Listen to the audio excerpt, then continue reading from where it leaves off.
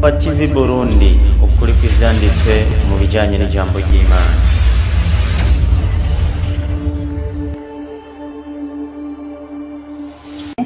Reka mie ikaze umwigisha atekajwe n'umunsi utwigisha kino cigwa turaguha ikaze. Haleluya! Wa Kristo, haleluya! Amen. Iki gihe nari ndakirindiranye gishika. Nari naragize impunyu n'agahinda numvise ko tuzoza hano. Canumva ngo tuzovuga Isilamu badahari birambabaza. Ariko maze kumva ngo bemeye ko tuvuga bahari. Numva nanezerewe. Kuko mu Kirundi baca umugani hari amajambo akunda kuvuga ngo iyo ukuye ivunje umukecuru nturi mwereke aca kubarira ngo wari kumvyongera ubusa. Rero uyu muhazara nibaze ko abantu bari hano ntabwo bari bwigera umuhazara ukogwa n'abantu tumeze uko dufite imyaka nk'iyi wacu wa Islam. Icyo nobabwira coco ntibatangaze kubera yuko ijambo rivuga uburizi ntibivuga ukuze. Nazi majambo baza kuvuga hano baza kuvuga ngo batuzaniye abana, nazi ko ari byo baza kuvuga, ariko icyo nobabwira coco umugabo surucumu, umugabo ni jambo. Kwa Kristo, haleluya, amen. Ure tugiye kurabira hamwe kugira ngo dufute amakosa yose guhera ku ntango gushika ku iherezo Abayisilamu bavuze hano. Inkomoko rero y'ubukristo n'ubwisilamu. Ubwa mbere ho twagomba tuje mu mateka turebe Imana imaze kurema yaremye Adamu. Imaze kurema Adamu tubona ngo icyo gihe ntabwo habaho iby'idini. Abantu bari bariho bitwa ngo n'abana b'Imana. Inyuma y'urupfu rwa Abel yishwe na mwene wabo Kaini, tubona ngo icyo gihe havutse uwundi muhungu yitwa Seti. Ndadusomera Itanguriro 4:25 gushika ku 26. Haranditse ngo mwarimu ego Itanguriro 4:25 kugeza 26. Kwa baje basoma kunyira bakandika. Ego yandikiragira ati mwarimu avuga ngo iki? Adamu yongera kubana n'umugore wiwe. Adamu yongera kubana n'umugore we aho hari nyuma y'urupfu rwabe. Abyara umuhungu amwita Seti. Abyara umuhungu amwita Seti. Ati kuko Imana ishumbushije urundi rubyaro. Kuko Imana ishumbushije urundi rubyaro mu gishingo ca Abeli. Mu gishingo ca Abeli. Kuko Kaini yamwishe. Kuko Kaini yamwishe. Seti nawe arahava abyara umuhungu. Seti nawe arahava abyara umuhungu amwita Enoshi. Amwita Enoshi. Icyo gihe abantu niho batanguriye kwambaza izina ry'Uhoraho. Icyo gihe abantu niho batanguye kwambaza izina ry'Uhoraho. Wa Kristo, haleluya, amen. Icyo gihe niho abantu batanguye kwambaza izina ry'Uhoraho. Icyo gihe abantu bitwa abana b'Imana. Nta dini ryari rihari ngo Isilamu cyangwa se ngo ubukristo. Ayo niyo mateka rero tugiye kurabira hamwe. Rero mu by'ukuri ntabwo byagarukiye aho gusa. Uko imyaka yagiye irarengarengana ko duhereye ku sokuruza w'abizera Aburahamu ko tubisoma mu gitabo cy'Itanguriro igice cya 12 guhera ku murongo wa mbere kubandanya. Tuna ko Imana yamutoranije. Uyu Aburahamu imaze kumutoranya avuga ati ngomba ndagukura mu gihugu cya so ndagutwara ahantu nzogusezerana isezerano ridasanzwe nkakugwiza mbere amahanga yose akazohererwa umugisha muri wewe. Icyo gihe rero tubona yuko Aburahamu yavuye abyara abahungu babiri. Dusome mu Itanguriro igice cya 25 umurongo wa 9 gushika ku 11. Abo bahungu babiri nabo yari Esau na Yakobo baramahasa. Dusomere twumve Itanguriro 25 umurongo wa 9 gushika ku 12. Haranditse ngo mwarimu avuga ngo iki? Isaka na Ishimayeli ego abana biwe bamuhamba mu isenga ry'Imakipera. Igerezaho Isaka na Ishimayeli abana biwe bari abana ba Aburahamu bamuhamba mu isenga ry'Imakipera. Turebe Korane cya gitabo giteye amakenga. Korane 14 umurongo wa 19 twumve ko dushobora gusanga mwayo majambo ko ari bavuga ngo ibyo ni iby'abakristo. Korani 14:19. Korani 14:39 mwalimu. Korani 14 inasema 39. Nasema hivi mwalimu. Havuga ngo iki? Cyo gitabo giteye makenga. Kitagira bismillah. Haranditse ngo ego namshukuru Mwenyezi Mungu ati ndashimira Imana aliyenipa juu ya uzee wangu watoto wawili hawa. Imana yampaye mu gihe cy'ubutama bwanje abana babiri, Ishimayeli na Isiyaka hamwe na Isaka. Abo bana babiri rero nkuko twamaze kubavuga nibo bahavuye bakomokako amoko yo twokwita ibisekuruza by'abizera. Bamwe bakomoka kuri Ishimayeli bahavuye bagira ibyo batorana by'ubupagani. Aba rero bakomoka kuri Ishimayeli nibo bakomoka k'Abayisilamu turiko turayaga uyo munsi. Abakomotse kuri Isaka nibo bakomoka ko Abakristo twebwe duhagaze hano. Haleluya, amen. Rero kushika ico gihe ntabwo hari bwareho idini ry'Isilamu, nta nubwo hariho ubukristo. Ijambo ubukristo ni ryari bwatangure, kuko mu byo bavuga ngaha bavuga ngo Adamu yari umuyisilamu, bakavuga n'abandi, ariko tugiye kubifuta mu bireba ko ari ibinyoma ataho bifite bifatiye. Ntabwo ubwisilamu bwari bwatangure, kuko dusomye mu Itanguriro igice cya 16 dore ku murongo wa 11 kugeza ku wa 12 hari amajambo atwereka neza yuko uyu Ishimayeli hari ibyo Imana yari yaramuvuze ko. Iravuga ati Ishimayeli nzomuha imigisha, ariko hari igikorwa azokora Ishimayeli kubera yuko ngo azogenda asita bene wabo yagura amahema, agenda ashinga ibirindiro ahinda bene wabo, nkuko Abayisilamu bariko barabikora, bagenda bashinga imisigiti hirya no hino bahinda Abakristo, cyane cyane Abakristo batasomye batigeze biga. Rero reka turebe Ishimayeli iby'Imana yari yaramuvuze ko. Turebe Itanguriro 21 umurongo wa 20. Itanguriro 21 harimo umurongo wa 20. haranditse ngo, havuga ngo iki? nuko Imana ibana n'uwo muhungu, arakura uyu Ishimayeli agerera mu bugaragwa aba umurashi. Rero uyu Ishimayeli ari wakomotse ko Abayisilamu. Tuvuga uyu Ishimayeli tubabwira mu byanditswe, uyu Imana yari yavuze ati ngo azoba umurashi. Ni nayo mpamvu uzobona imigwi y'ibyihe bikomoka mu Isilamu, Al-Qaeda, ISIS, El-Shabaab, byari byaravuzwe na Bibiliya. Imana yari yarabivuze. Abakristo, haleluya, amen. Iterezo ko Imana yari yarabivuze, nta kitangaza kirimo. Rero mu by'ukuri ntabwo byagarukiye aho gusa, kubera yuko dukomeje kuraba turabona iby'Imana yavuze ku rubyaro rwa Ishimayeli. Dusomere nyine aho 25 ku murongo wa 12 na 13 havuga ngo iki? Haranditse ngo mwarimu, havuga ngo iki? uru ni rubyaro rwa Ishimayeli mwene Aburahamu. Muri urwo rubyaro rwa Ishimayeli mwene Aburahamu yari yaravutse ku mugore Hagari w'inshoreke. Uwo yabyaranye na Hagari umunyegiputakazi, inshoreke ya Sara. Aya niyo mazina ya bene Ishimayeli. Ayo bitwa nk'uko bakurikiranye. Imfura ya Ishimayeli ni Nebayoti. Hakurikira Kedari na Adiberi na Misibamu 14 na Mishima, Numa na Masa, na Hadadi, na Tema na Turi, na Afishi na Kedema. Abo nibo bana ba Ishimayeli. Nibo mazina yabo nk'uko ibisagara byabo biri, ingo zabo ziri igerezaho. Rero Ishimayeli yahavuye agira urubyaro, ariko na Isaka nuko twabonye ko hari abahungu babiri ba Aburahamu, nawe yahavuye agira urubyaro rwereye yabyaye abana babiri, Yakobo hamwe na Esawu, nuko tuyisoma mu gitabo cy'Itanguriro igice cya 25 uhereye ku murongo w'9 gushika ku 11. Aho rero havuga ingene urubyaro rwa Isaka rwagenze, uko Imana yabwiye umugore wa Aburahamu, umugore wa Isaka yabwira ati uzobyara abahungu babiri, kandi umukuru azoshumbira muto, kandi umuto azomuganza. Ayo ni amajambo dusanga mu Itanguriro 25 umurongo w'9 gushika ku 11. Haleluya, amen. Aho hantu muto twasomye murumva mw'idini ry'Isilamu, murumva mw'Ubukristo. Reka rero tubereke inkomoko iyo byavuye.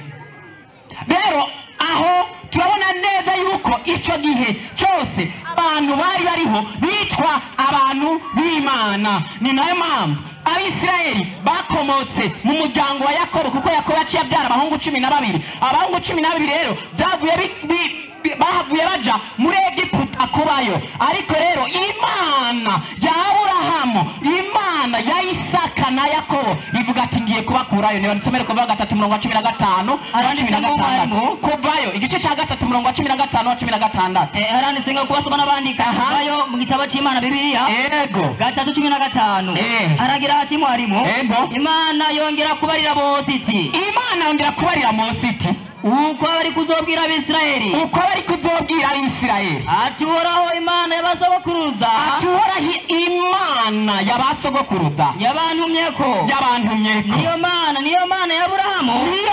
ya Aburahamu Imana ya Isaka Imana ya Yakobo iryo niryo zina ryanje ry'ibihe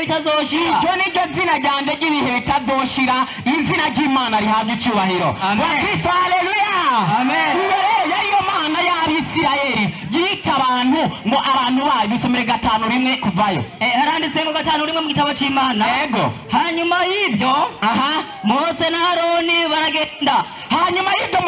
baragenda babarira Farawo batura Imana y'Abisirayeli uhoraho Imana y'Abisirayeli igize ngo rekura abantu bayo bagende subiramo aho rekura abantu bayo yavuze rekura Abakristo oya icyo gihe nta Isilamu bwari buhari nta n'Ubukristo bwari buhari. Icyo gihe abantu bitwa abantu b'Imana. Rero mu by'ukuri iki kintu tuko turakibabwira kugira ngo nihaze hagire umuntu ababeshi ngo kuva kuri Adamu gushika kuri Nowa hariho idini. Never. Ntajyo turasoma iryo dini ntajyo. Rero mu by'ukuri turana ibyo dusoma turabona neza yuko abantu bayo bitwa abantu bakurikiye bumvira Imana bitwa abantu b'Imana. Badusomere muri Korani tukufu igice cya 2:41 ku busobanuro twumve mbega inyuma yaho aremeye Imana byavuye bigenda gute. Korani tukufu ego 2:41 handitse ngo mwarimu yego mu busobanuro panasema hivi mtu au watu wote iki gihe rero turabona ngo baravuga ngo umuntu cyangwa abantu bose wacha Mungu wanaita Waisraeli ubaha Imana wanaitwa Israeli bitwa Abisirayeli. Ni ukuvuga ngo Abisirayeli inyuma yaho bavuye muri Egiputa tubona ngo aba bantu bahavuye bagendera kure y'Imana. Maze aha muri Korani atwereka ngo naho twashobora kuba atari umuntu yizeye yitwa umwisirayeli mu buryo bw'ubukora yavuye mu muryango wa Aburahamu, umuntu wese yizera Imana Korani bivuze ngo yitwa umwisirayeli. Haleluya amen. Haleluya amen. Abadakuvuga ngo twereke ko umuryango muva mu miryango 12 y'Abisirayeli, ariko Korani 2:4 avuze ngo umuntu wese yizera Imana n'umwisirayeli nta bubeshi burimo. Rero mu by'ukuri Imana yari yarasezeranye inzira iravuga nkuko dusa muri Yesaya 48:7, Yesaya 49:7 na Yesaya 59:20. Imana yari yarasezeranye inzira isezerana n'umucunguzi. Nibadusomeye Yesaya 63:17. Yesaya 63 uhere ku 16. haranditse ngo ku 16 mu gitabo cy'Imana Bibiliya ego kuko wewe uri data wa twese naho Aburahamu atatuzi kandi na Israeli ntatwemere wewe ubwawe uhoraho ni wewe data umucunguzi wacu niryo zina ryawe. Haleluya amen. Rero aha turabona neza yuko Imana niyo mucunguzi w'abantu, niyo yategerezwa kuza ku isi igacungura abantu. Ariko rero hariho ihanga ritagonda izosi. Iryo hanga rero tubona neza yuko iryo hanga Imana yavuze ko izorihana. Yeremiya 50:34. Yeremiya 50:34 haranditse ngo kwajya basoma kongera bakandika mu gitabo c'Imana Bibiliya 53:4 haragira ati mwarimu 3:4 haranditse ngo haraka ariko umucunguzi wabo arakomeye, ariko umucunguzi wabo abantu bose bizera Imana aribo bitwa Abisirayeli arakomeye. Uhoraho nyene ingabo iryo zina ryiwe azobitsa mu manza zabo kugira ngo ahe isi kuruhuka. Ariko atere ababi Babuloni imitima ihagaze igerezaho. Imana ngo izocungura abantu be ngo ariko atere abi Babuloni imitima ihagaze. I Babuloni uyu munsi biri muri Iraq, nico cicaro niho tubona hicaye Isilamu uyu munsi. Rero ngo Imana izotera imitima ihagaze kubwo gucungura abantu bayo bitwa Abisirayeli bizeye baba mu buryo bw'umubiri cyangwa mu buryo bw'imwembe. Uyu munsi rero iyo tubwirije ubutumwa ababagira ubwoba bararanduka imitima n'isezerano ry'Imana. Rero reka turebe mu by'ukuri none ijambo ubu Kristo ryatanguye ryari. Yesu Kristo rero umucunguzi yari yarasezerana nkuko twabisaba muri Yesaya 63 umurongo wa 16, muri Yohana 14:6 ni jewe nzira, kuko idini bisobanura ngo inzira. Yesu yavuze ati ni jewe nzira n'ukuri n'ubugingo. Nibadusomerere ibyakozwe n'umwa 11 inyuma rero ya Yesu ko byaciye bigenda. Ibyakozwe n'umwa 11 26 turavuga ngo mwarimu kubasoma n'abandika amubonye amujyana muri Antiokiya bamara umwaka wose bakora n'ishengero bigisha abantu benshi kandi muri Antiokiya aho naho barigishwa niho abigishwa batanguriye kwitwa abakristo. Haleluya, amen. Abakristo babonetse inyuma Yesu amaze kuja mu ijuru, niho abamukurikiye babona ibitangaza bakora avuga ati aba bantu n'abakristo kuko Yesu yarakoriwe, baca bitwa abakristo. Nibadusomere muri Korani igice cyaho cya 2 umurongo w'120 n'umurongo w'135. Korani cya gitabo giteye amakenga kira bismillah. Haranditse ngo 120 haranditse ngo mwarimu hawatakuwa lazi juu yako Mayahudi wala Wakristo. Aho mucaba karavuga ngo ntabwo abakristo cyangwa se abayahudi bazokwigera batekana keretse gusa wewe nibaramuka baguhinduye ngo ukurikize ivyo bizera. Aha rero ni Abisilamu babwirwa ati abakristo ntibashobora kunezererwa bataguhinduye ngo ushobore kuba uwo ukurikize inzira zabo. Nibadusomere muri Korani 2:9 umurongo wa 27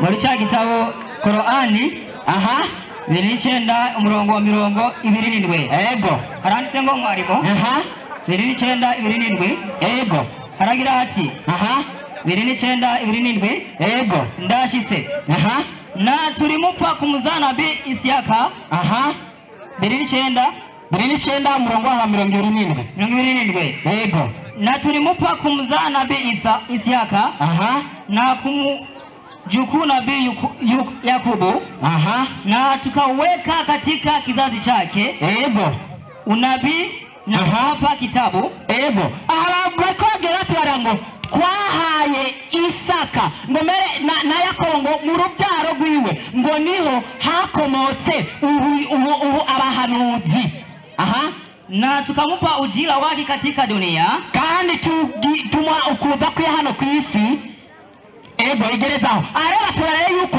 mu muryango wakomoka kuri Yakobo ariwo muryango wahawe ubwishuzi. Nta wundi muryango wigeze uhabwa ubuhanuzi ngo ukomoke n'intumwa n'abahanuzi, never, ntawo. Wari umuryango wa Yakobo. Abakomotse umuryango wa Yakobo nibo bari barahawe ubwishuzi. Umuntu yakomotse mu ndi muryango atari mu muryango wa Yakobo, umuryango wa Isirayeli, nabo wishuzi yahawe. Rero mu by'ukuri tugerageje kuraba mu gitabo cya Mariko igice c'9 umurongo waho wa 41 niho atwereka uburyo Yesu Kristo yivugiye amajambo avuga ku bantu bazokwakira abamukurikiye, umuntu azobahezagira. Haleluya, abakristo, haleluya.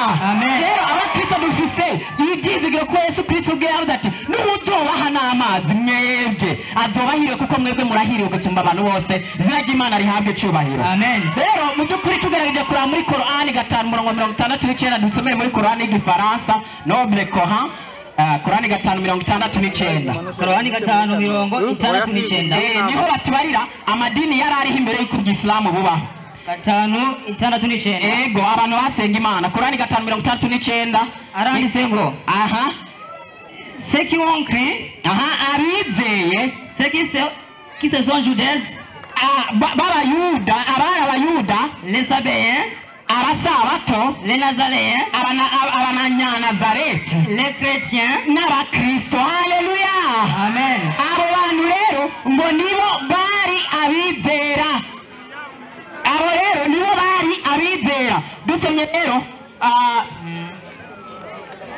dusomye mu gitabo cari Galatiya igice cyaho ca 4:28 niho batubarira neza uko byagiye bikurikirana mu gitabo cya Galatiya igice cya 4:28 gushika kwa 31 hari amajambo atubarira neza uko abakurikiye Kristo abo nibo bitwa abana b'Imana ayo majambo ashobora kuyasoma muri Galatiya igice cya 4:28 gushika ku 31 cyo muri Galatiya igice cya 4:24 gushika ku 25 cyo muri Galatiya igice cyaho cya gatatu ku 26 gushika ku 20 aho rero hagenda hatwereka neza yuko abitwa ba Kristo ntabyo kurobanura ku butoni duse muri Kolosayi igice cya gatatu umurongo waho wa 11 rero mu by'ukuri mu ba Kristo abitwa ba Kristo ntabwo haraho umuyuda ngo habeho umugiriki ngo habeho umugore ngo habeho umugabo iryo dini rya Kristo uko byubatse uko wowe uri kose umuryango wowe uvamo wose witwa umukristo ubusangiye n'abandi ukwizera ntushobora gusuzugurwa ngo bakunene bagucire ku ruhande cyangwa ngo bashobore kuba hari ibintu batogwa oya umukristo rero umuntu wese yitwa umukristo aba afite ijambo mu bukristo izina ry'Imana habwe cyubahiro amen ubu rero iby'ubukristo mwabonye iyo ubukristo ijambo ubukristo ryahereye uyu munsi rero tugiye kwiga mbega ubw'Isilamu mu kanya gato bwakomotse badisomere Korani igice cya mbere ku murongo wa 10 ku murongo waho wa 6 aranditse ngo tuongoze ya iyo nyoka idini bisobanura ngo inzira rero ni Muhammad yariko aravuga ati nutuyore mu nzira igororotse bisobanurwa ko nawe atarazi inzira iyo ariyo reka rero badusomere muri Korani 43 umurongo waho wa 61 twumve ko Muhammad yiga impumyi cyangwa se atarasanga azi inzira iyo ariyo Korani 43 umurongo wa 61 rero idini ryo Isilamu nuko twamaze kubagira byazanywe na Muhammad mwarimu ego kwa kweli ego Nabii Isa anza kutukaribia ibyuma biriko biradukoroga sinzi abari ku buhinga bw'ibyuma uko biri na kwa kweli ati mu by'ukuri yeye Nabii Isa uyo Yesu ni alama ya kiyama niwe kimenyetso cy'iherezo kuwa kinaanza kutukaribia kiriko kiratwegereza cyatangwe kutwegereza mukisifanyie shaka nimugikekeranye ko na nifuateni kandi mugikurikire haleluya amen haleluya amen ati uwo Yesu ni muri Korani niwe kimenyetso cy'iherezo kandi nimugikekeranye pa ahubwo nimugirene nimugikurikire uyu rero Yesu Kristo hii ndiyo njia uyu Yesu ngo niwe nzira igororotse haleluya wa Kristo haleluya abakurikiye Kristo nishobora kumaramara kubera yuko na Korani irabishingira inati Yesu niwe nzira niwe dini igororotse haleluya niyo mpamvu mpagaze hano ntabwo banegwa n'umuntu wari wese nubwo yoba afise inkoho nubwo afise iki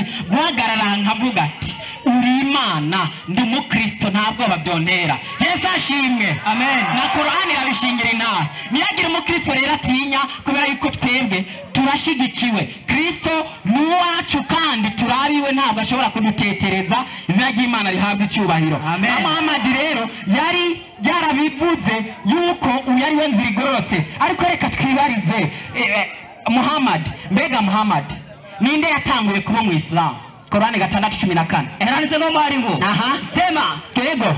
Je, nifanye Mola wangu asiyekuwa Mwenyezi Mungu? Ati vuga, mbega ngiri yindi mana tari imana mushobora byose, ambaye ndiye muumba mbingu na ardhi, ariwe mana yaremye ijuru n'isi, naye hulisha wala halishi. Uyo nawe aragaburira ntabwo agaburirwa. Sema ego vuga. Hakika mimi nimeamrishwa.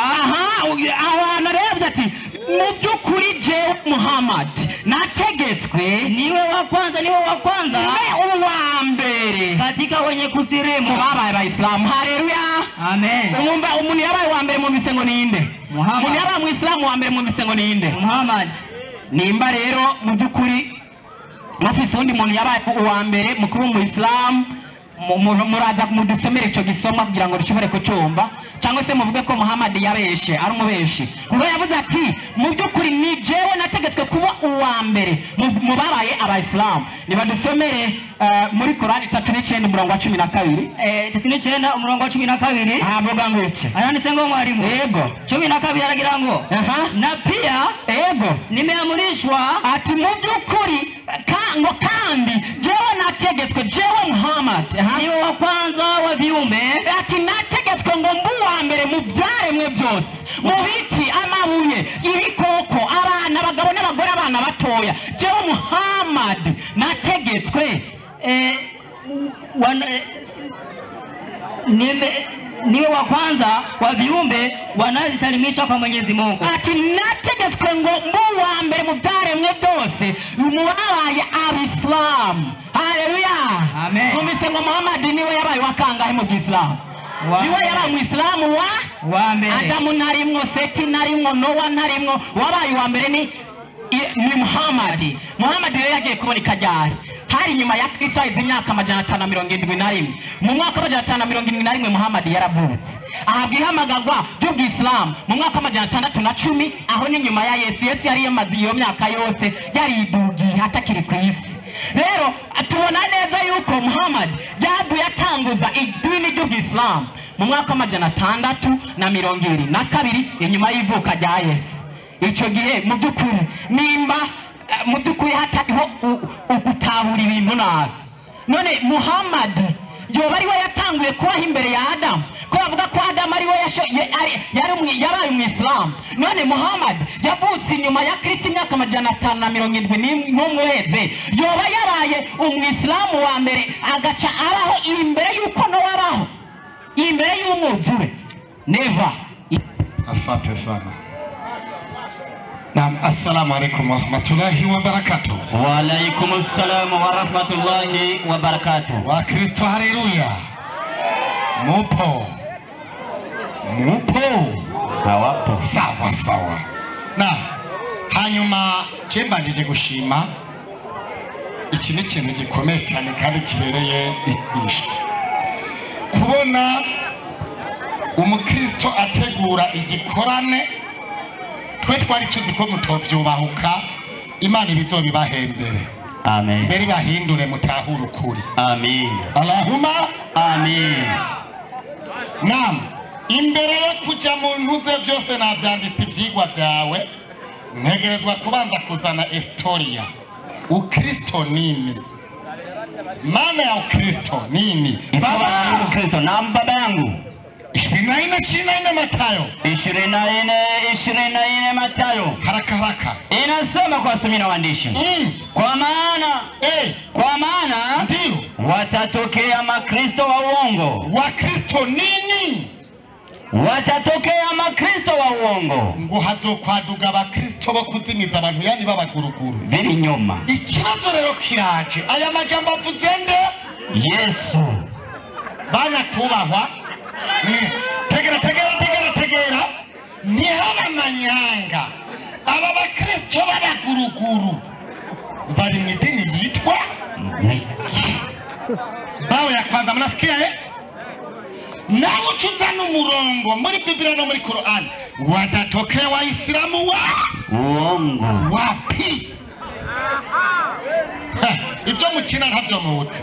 Wapi? Bashobuja batanguriye ubukristo baragize ubwoba bwo kwitega Abayisilamu, baravuga ati reka tubareke Muhammad kuko aba bantu ntitwoshobora kubatsinda. Imicuko itoye ibitabo bya Kisilamu nije kwitega twebwe. Umvirize story ya sasa. Ndio. Hari umugabo w'umuramani bita Paulo yaturuka Itabuso mu gihugu cy'Uburamani, niwe yagiye kwiga Universite ya Yerusalemu. Yari maneko y'Abaromani yo kugira ngo barondere umugambi wo kwica Abisirayeli. Niko yigishwa n'umuprofeseri bitwaga Mariyeri, yateramira ku mudandaza bita Baranabe. Ahantu toka amekubali. Sasa ugasanga umuntu arimo kuzana akajagari hayerewi. Uyu mugabo amaze kumara Universite y'Abayahudi, niwe yagiye umugambi wo kwica abemeramana bakurikiye Yesu, harimo n'uwo bita Stefano. Ibi byatangiye ubukristo rero buca butangurwa n'uyu mugabo w'umuromani bita Paulo. Ntitubihakana, mbere kivyemeza toa Biblia 1972 inasema Paulo yarahinduye idini. Umviriza abakristo, yavuze ko atayindi n'idini yigeze ibaho, ko ubukristo aribwo bwatanguye Muhammad acaza muri 670. Swari sasa ubu bukristo iyi dini Paulo yahinduye yitwa wiki. Swari hapo. Mwemi numira baga batega imitego. Professor witeguruce wica. Niharagera. Wallahi niharagera. Amaze kuzana ubukristo acakura idini ya gakondo ya Nabii Ibrahimu. Iyi dini ya Ibrahimu yatangujwe n'abamutanguriye. Kwanza idini ni iki? Hamwerewe manake dini. Dini ni njia ya nani? Ya Mwenyezi Mungu. Nico gituma Yesu jewe ndi nzira. Abaromani baratwiciye idini. Yesu yavuze ngo je ndi nyene nzira, kandi iyi nzira yanje uyiciyemwo anciye ko arashika. Abaromani baca bakubitamwo antivirus ngo je ndi nzira. Yesu yoba inzira tugashaka ko tugakata, ntibikunda. Ahubwo Yesu ni mwe n'inzira, nye n'idini ya Isilamu natwe dukurikira. Nikivyemeza Baba 14:34 Mariko 14:34 ubutumwa bwiza batatu ngaho nyakana kwereke ingene bakanaga kafirisha. Inasema 14:34 wa baba arababarira kera Yosuwa 5:15 nkwereka kacete. Yosuwa 5:15 inyandiko igira iti maze umugabisha w'ingabo z'Uhoraho yishura Yosuwa ati umva kura inkweto mu birenge vyawe. Kuti ivyo biratunge imbere uko mugiye kura inkweto mu birenge vyawe kuko aho hantu hagaze arahera. Swari sasa abasenga bakuye ibirato bari mu idini yitwa wiki. Kimereweka ndio Abasilamu basenga bakuye iki? Ibirato bavyize mu gitabo citwa nde? Bibiliya. Abakristo n'abasi n'igitabo ca Bibiliya. Abasi nuko Yosuwa abigenza ati acasenga kuye iki? Ibirato. 14:34 Marko 14:34 inasema Yesu arababwira imbere we wambaye ikanzu. Yesu gira ibimenyetso bya Yesu arababwira ati umutima wanje uri nakabonge kagomba kunyica. Umva ayo majambo, bamuragumya hano mube maso, ntimugume ntimusinzire nk'aba bajama muzane imbati ya mwarimu diri yaraheze. mube maso Baba Yesu yongoroza imbere gatoya arubama agiriki yubama hasi. Yesu yasenzagize gute? yubamye hasi. Gusenga twubamye twavyigiye kwande? Kwa Yesu. Ubiriza 17:6 Matayo sasa 17:6 Matayo inyandiko iragira iti safi abigishwa bavyumvise basenga yubamye nabo bubama hasi. bigana nde? Yesu bigana nde? Yesu. idini yo gusenga twubamye twayihawe nande? Na Yesu. Yesu nawe yayikuye kurinde Kumana. Swali sasa, iyi dini Yesu yashikiyemo yo gusenga bubamye yitwa Ngwiki. aho mukinira murahazi? Oya. Reka mbanza je ku bibazo vyawe nimwivire. Iyo ni imponjo. Ego. Ndaje mbanze nishure vya bibazo. Asha kame kukandi. Acaraza ngo gukura imvunja umukecuru ura umugaboshe. Twavuze ko Yesu yasengagize gute? Yubamye. Nk'abaki? Nk'abayisilamu. Abo turabikweretse kimwe kuki? Ndi. Acaraza acatanga itanguriro 4:25 acavuga ibijanye na Seti umuhungu agira gatatu kuri Adamu. Bakristo nibacishura ikanzo ndayiturira muce mumbatiza hajya hepfo. Ikibazo ngira mbaze muri uwo murongo yazanye. Ikibazo rero umukobwa Seti yarongoye yitwa nde? Uwo Gahini nawe yarongoye nawe?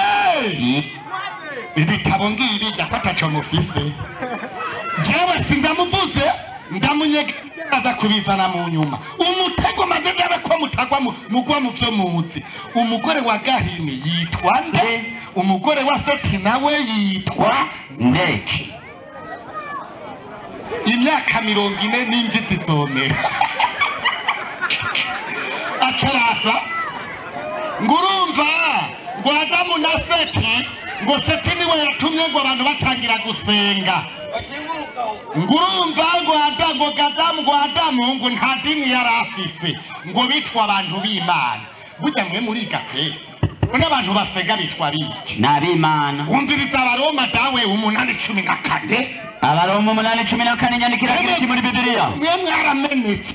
Inyandiko igiriti. Ivuga gwiki? Abarongorwa na mpwemu w'Imana. Iyo usenga urongowe na mpwemu w'Imana. Nibo bana b'Imana. Turabana biki? B'Imana. Kubera dusenga nde? Imana. Niyo dini. Kweli. Abasengamana abana b'Imana. Mbere Bibiliya ati idini nyakuri niyita ko imfuvyi n'abaki n'abapfakazi. Nico gituma umupfakazi apfakaye. Umupfakazi mbere bamuhinga. Oya. Ewe kuri mu bwongo bwabo yo mareza umupfakazi apfakari. Apfakara umugabo.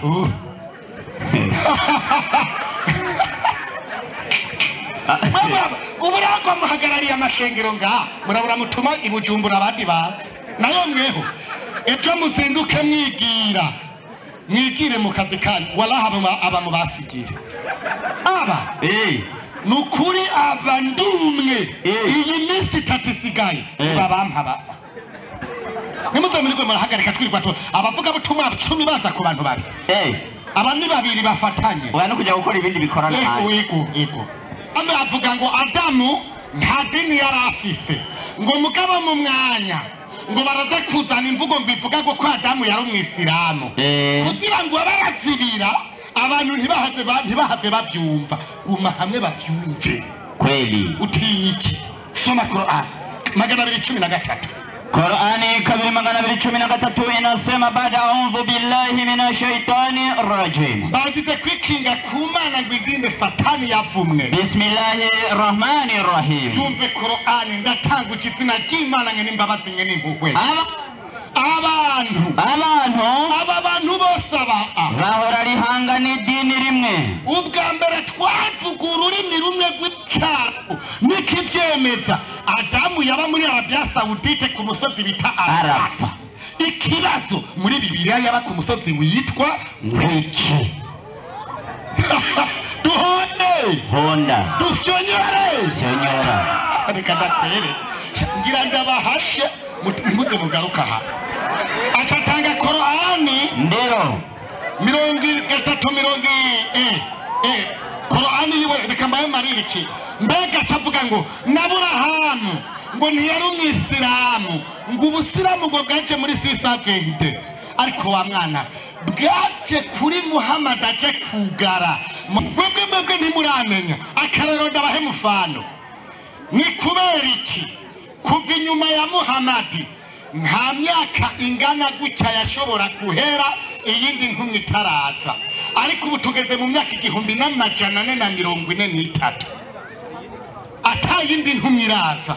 Kubera iki? Niwe yugaye, yaje kugarira izindi ntumwa. Nico gituma mu kunyerera mu rurimi ngo Yesu ngo ni ikimenyetso c'imperuka. Ageze ku ururimi rw'igiswahili uraberera aho mutiga, ageze ngo fateni ngo avuze ngo Muhammad avuze ngo nimumukurikire, neno ni fateni. Ubuvuze ngo nibakurikire wewe mu bwongo bw'abakirisu ni fateni, ni kuza kujua lugha. Probleme ni lugha. Utagira kutamenya ururimi lugha. Mufateni bisobanura ni mumukurikire. Mufateni mimi bisobanura ni munkurikire, ndabazaniye inkuru nziza ko Yesu ari ikimenyetso ciki c'imperuka. Kubera iki? Niwe azoza gutabara abayisilamu bananiwe n'intambara.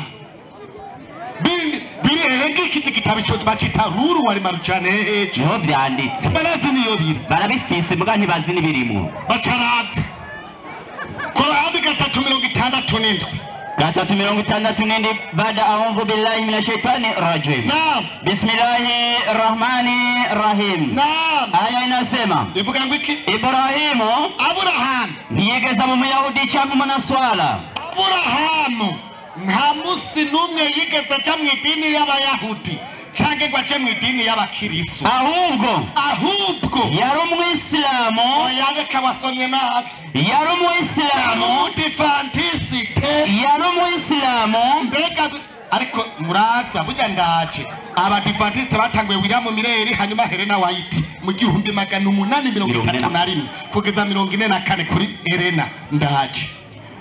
Yari umwisilamu, yari umwisilamu. Ibaze nawe umuntu agacaza n'idini akaza gushetaga hari maze imyaka 110 n'ingahe ngo nawe ari mu madini. Yarangwa no gusenga Allah umwe rudende. Inaco gituma ubona Allahu Akbar tugaca tuja hasi. Namwe mugaca mugenda kwigisha abakirisu ngo abasilamu bagirana ngo barahenereza. Reka duhene nka Aburahamu namwe dawe mube muratamba nk'abajerere. Yego. Kimwe ku kindi timbo. Achavuga ngo ndio Simayeri ngo numugwanyi kuja kwa Al-Shabaab na Boko Haram ke state ariko burya abantu ngo ICC ndababaze bakirisu nyimbi intambara zizoba ziriko ziraba bivanye n'abariko barankana. Ntimuze muraza guteragira amajambo mu bantu mubesha kuki ibintu muzobibazwa n'Imana. Reka ndaguha akarorero. Uburusiya uno munsi twagwa n'abakirisu na Putin n'umukirisu. Ubu baraye bateye amamisira arimo arahonya ibihumbi n'ibihumbi. Mugabo muje ku bayisilamu ngo nitwe turabicanye. Marikiyoro ndadaye umunsi apfa mu Burundi twebwe abasilamu twarimwe. Ekada nzane igitabo cemeza ko abakirisa aribo bishe gwa gasoro muce mumena ibanga ngaha ntuzosubire kuzuraza bityo.